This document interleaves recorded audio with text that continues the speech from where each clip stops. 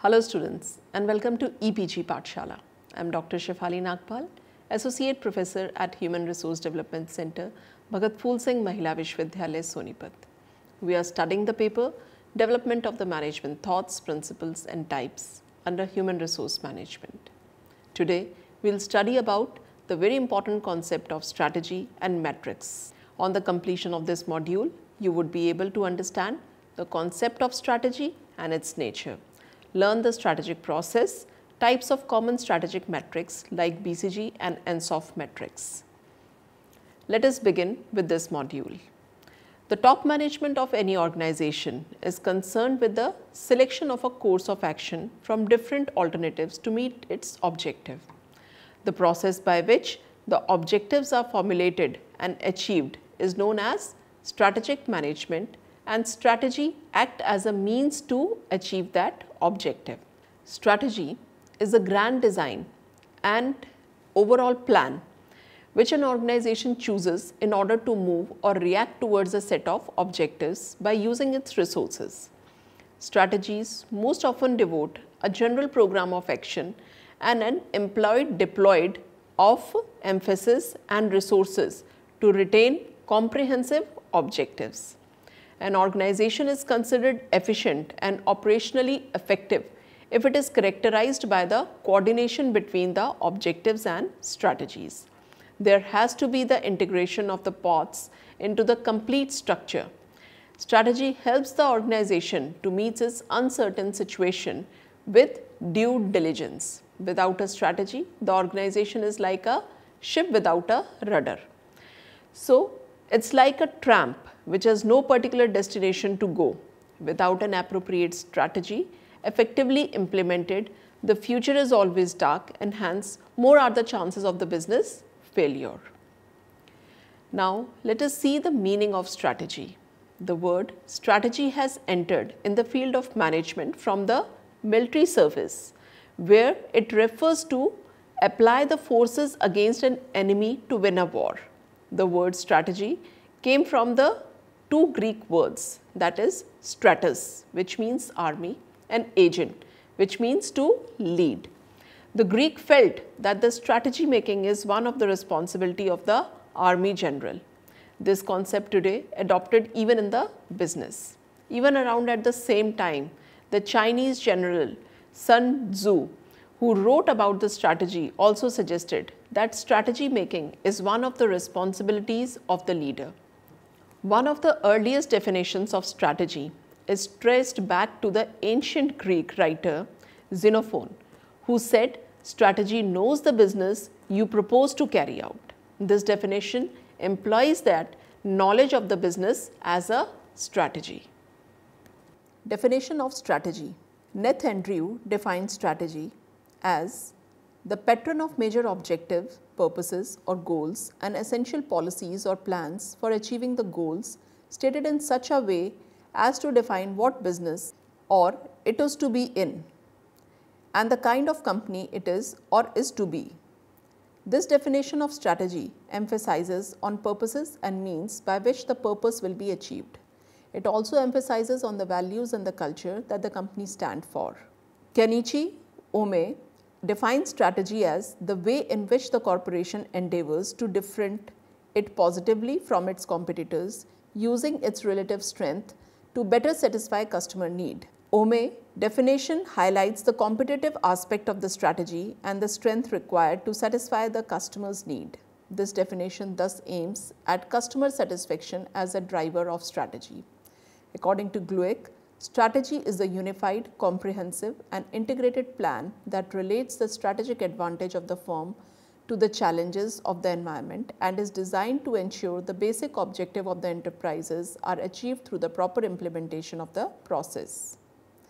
Based on the above definition, we can understand the nature of the strategy.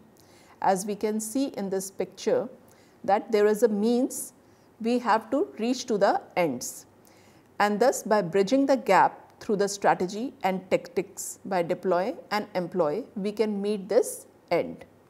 Thus, the nature of the strategy is a major course of action through which the organization relates to its environment, particularly the external factors, to facilitate all the actions involved in meeting the objective of the organization.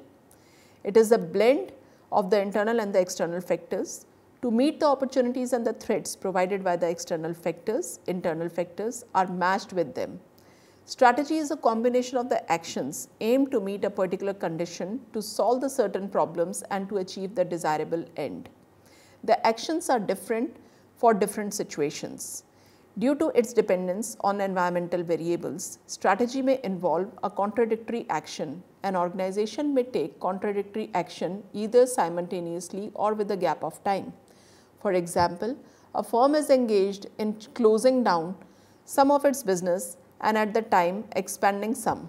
Strategy is future oriented, and the strategic actions are required for the new situations which have not arisen before in the past. Strategy requires some systems and norms for its efficient adoption in any organization. Process of strategy. There are mainly two processes which are generally used in strategy management. First is prospective strategic process. A prospective strategy is the one which objective is defined in progress and which main element has been developed before the strategy commences. Such an approach usually starts with an analysis of outside environment and resources of the company.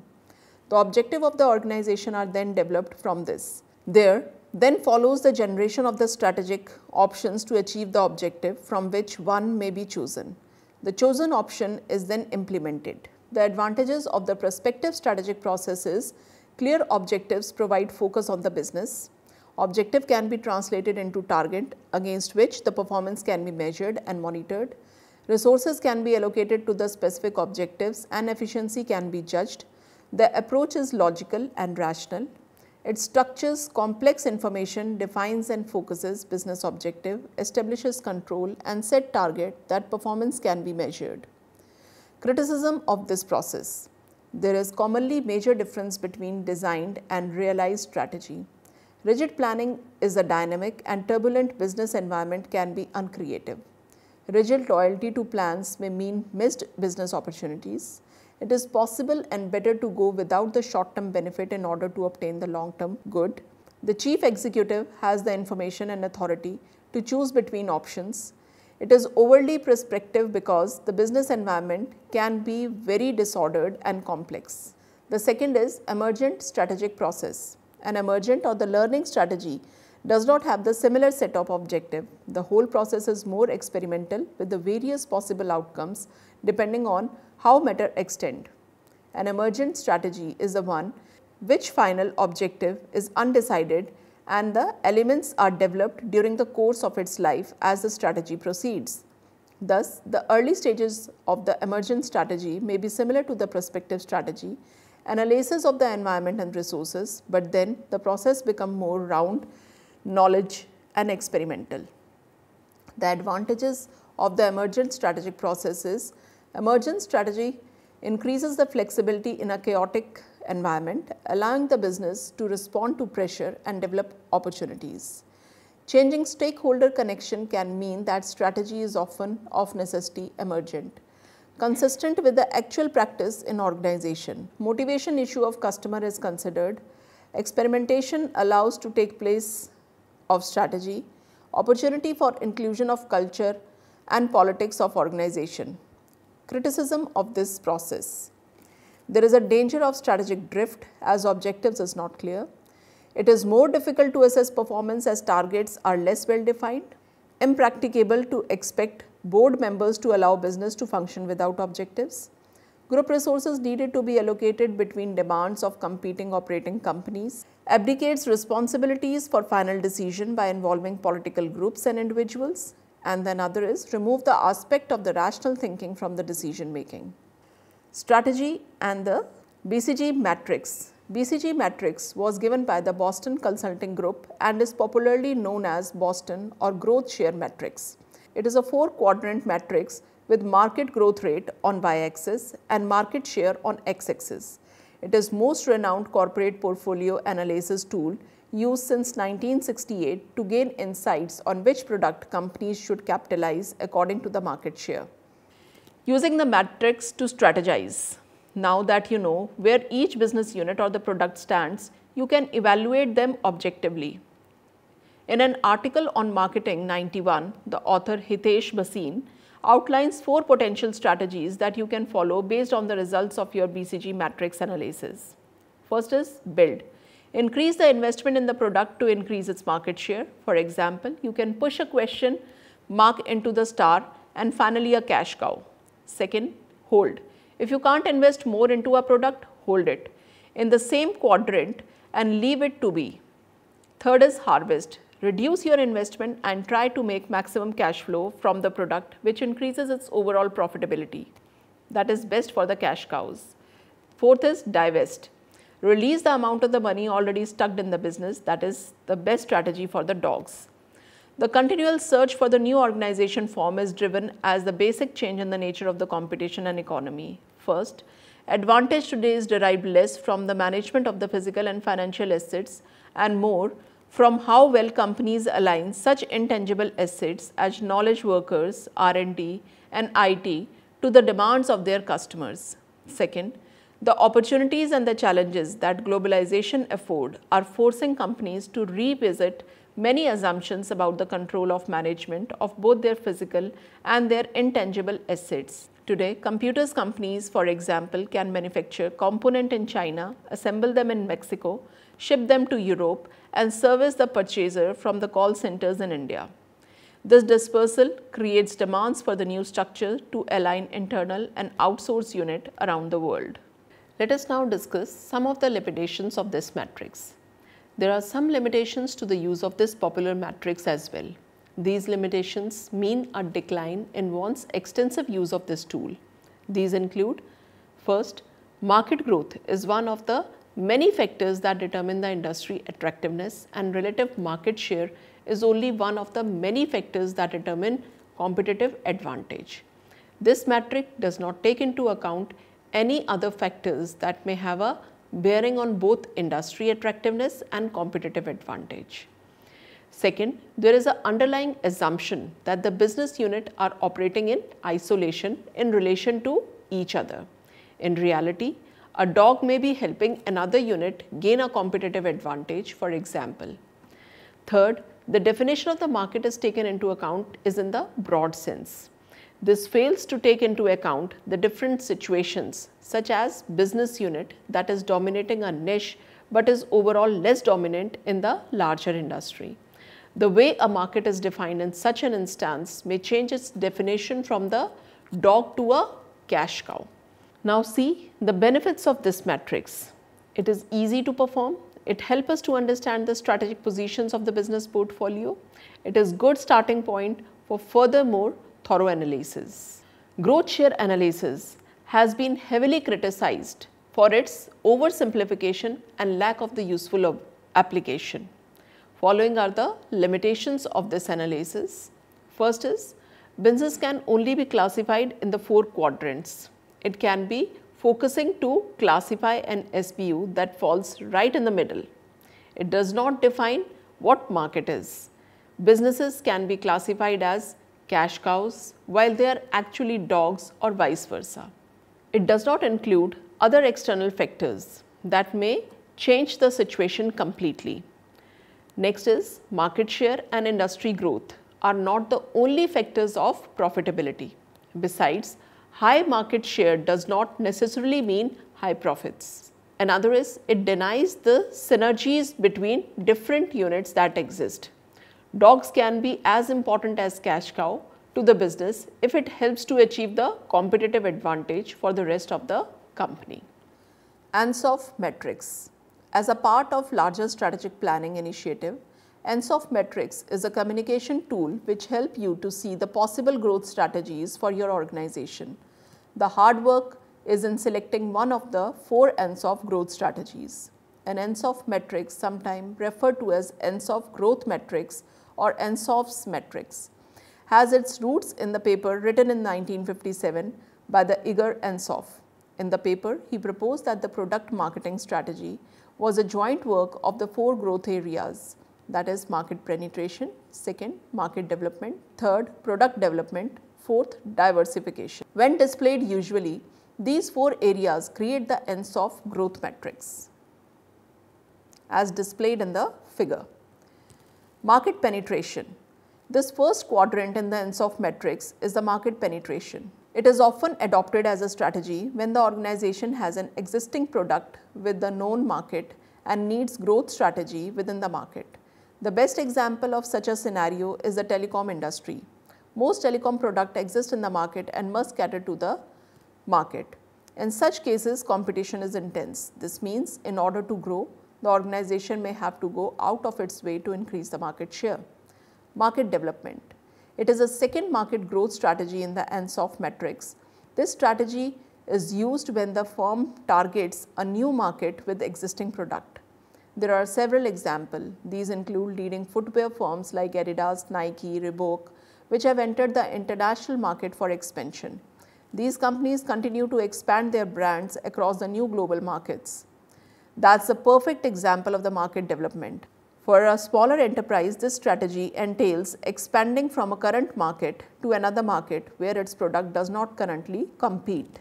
Product development. The product development in the ENSOF market refer to the firms which have a good market share in an existing market and therefore might need to introduce new product for expansion. Product development is needed when the company has a good customer base and knows that the market for its existing products has reached saturation. In this case, market penetration strategy is no longer practical. A new product development strategy that caters to the existing market is a better approach. Diversification.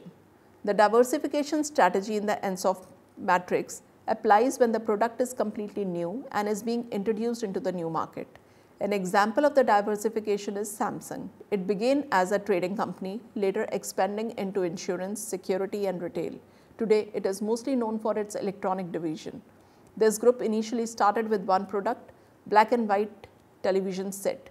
It entered the telecom market in 1980s, developing telephone switchboards and then later into the telephone, fax machines, mobile phones. Samsung now has a market presence in the diversified global set of business including semiconductors, appliances, cameras, watchmaking, apparel, music services, cloud computing and home automation.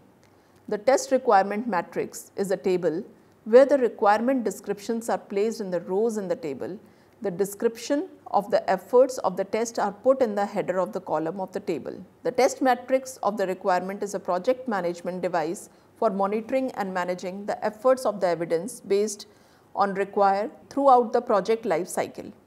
The matrix of the test requirement is similar to the array of the requirements traceability, which is a representation of the user requirement aligned against a process functionality.